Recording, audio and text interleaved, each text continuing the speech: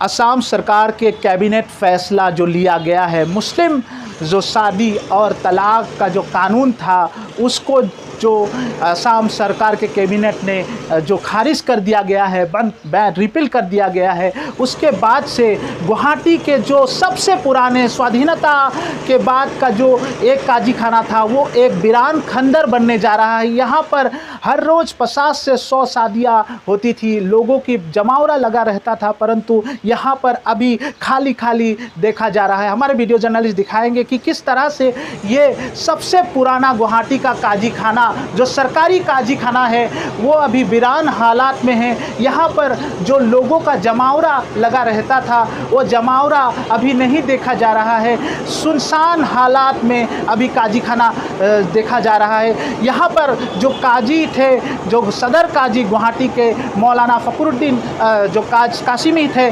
उन्होंने जो कई सालों से स्वाधीनता के बाद से कितने शादियाँ की थी, यहाँ पर रजिस्ट्रेशन किया गया था, यहाँ पे एक खुशी का माहौल जो देखा जा रहा था। यहाँ पे मुसलमानों का जो निकाह होने के बाद रजिस्ट्रेशन कर खुशी से यहाँ पर मुसलमान जो फैमिली बनती थी यहाँ से निकलते थे। परंतु आज ये काजी खाना जो एक कैबिनेट फैसला लेते ही ये काजी खाना वीरान खंडर बनने जा रहा है। यहाँ पर अभी लोग देखे नहीं जा रहे हैं, यहाँ पर 100 से 50 लोग हर रोज़ देखे जाते थे, परंतु आज यहाँ पर सिर्फ वीरान देखा जा रहा है, ये खंडर बनने जा रहा है असम सरकार के कैबिनेट फैसले के बाद। असम में मुस्लिम मैरिज एंड डाइवर्स एक्ट को खारिज करने के बाद जो काजी खाना है वो खाली नज़र आ रहा है।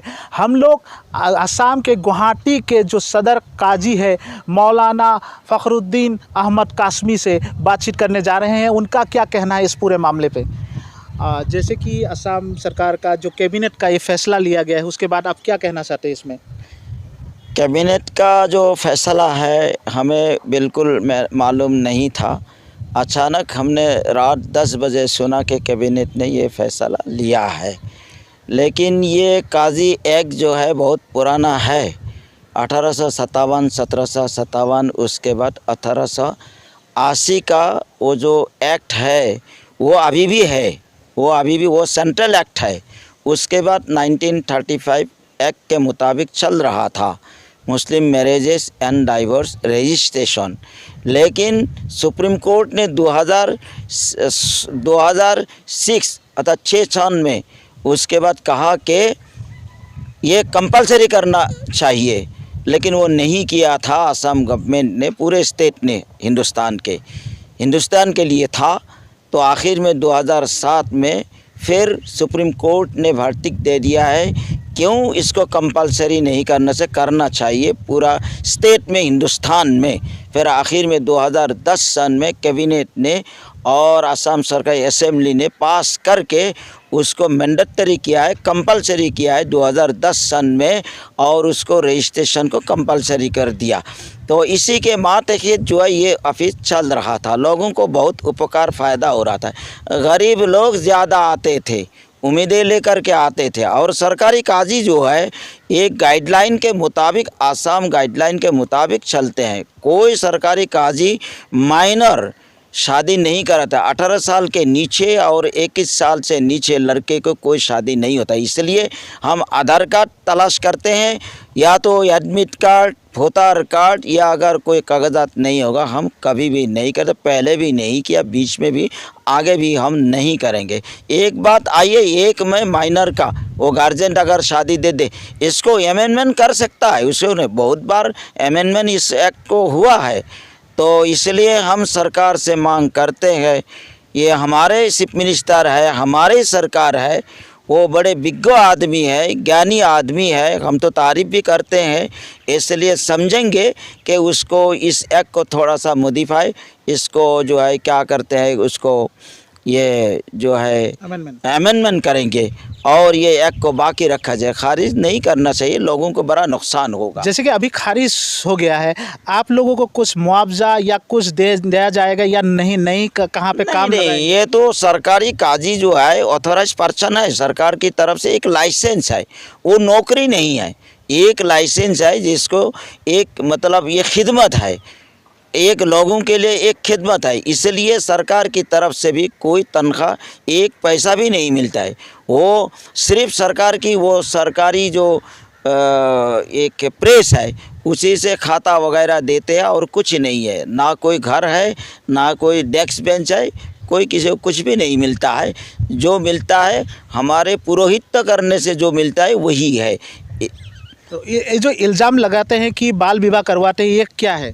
बिल्कुल ये गलत एक अफवाहें हैं कि सरकारी काजी लोग, हम कर ही नहीं सकता हूँ, इसलिए हमें आधार कार्ड चाहिए, वोटर कार्ड चाहिए, एडमिट कार्ड चाहिए और जो भी राशन कार्ड एज कितना है हम तो तलाश करके उसको करता हूँ। अगर एज 18 साल के नीचे हम कर ही नहीं सकता हूँ, कोई करता भी नहीं है। तो अभी ये एक कानून खारिज होने के बाद निकाह कौन पढ़वाएंगे, निकाह कैसे होगा?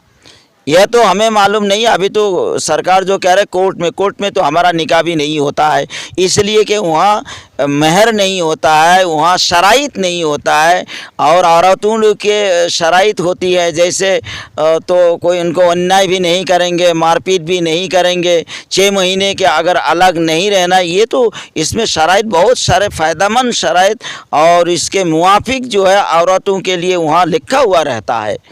तो कर दिया गया है, कोर्ट में रजिस्टर करें, इसमें मुसलमानों का नुकसान होगा, धार्मिक नुकसान होगा क्या? रिलीजियस तो पूरे तरीके से नुकसान होगा और लोगों को ऐसा ही भी नुकसान होगा। गरीब लोग बड़ा फ़ायदेमंद वो आते हैं, शादी पढ़ा करके खुशी खुशी चले जाते थे। तो अभी कोर्ट में पैसा ज़्यादा लगेगा? बहुत लगेगा, वकील पकड़ना पड़ेगा, 3 महीने 6 महीने 10 महीने और 1 साल लगेगा शादी में। तो मुसलमानों का शादी अभी आसान नहीं है? नहीं करेगा, कोर्ट में नहीं जाएगा। अभी तो वो जो है माइनर ज़्यादा होगा, इसलिए कि लोग पढ़ाएंगे, कोई मौलवी छुपे छुपे पढ़ा देंगे, कोई कागज़ भी नहीं तलाश करेंगे, कुछ भी नहीं, ऑथराइज्ड पर्सन भी नहीं है, इसलिए बाल्य विवाह जो कहा जाता है, माइनर जो कहा जाता है, वो ज़्यादा होगा अभी। तो पूरी तरह से अभी शरीयत का नुकसान हो रहा है? शरीयत का बिल्कुल नुकसान हो रहा है और बाल विवाह भी नहीं रुक रहा है? बाल विवाह भी नहीं रुकेगा, ज़्यादा होगा। इतना हम टाइट है सरकारी काजी लोग, जो कागज़ हमको पहले 18 साल कंप्लीट होने का तुम दे दो और 21 साल का कंप्लीट तुम दे दो, उसके बाद तुम्हारा शादी होगी। जैसे कि अभी एक बात है कि ये जो मुसलमान मैरिज जो है अभी ये बंद होने के कारण इमाम जो पढ़ाएंगे उसमें कोई एज का लिमिट नहीं रहेगा?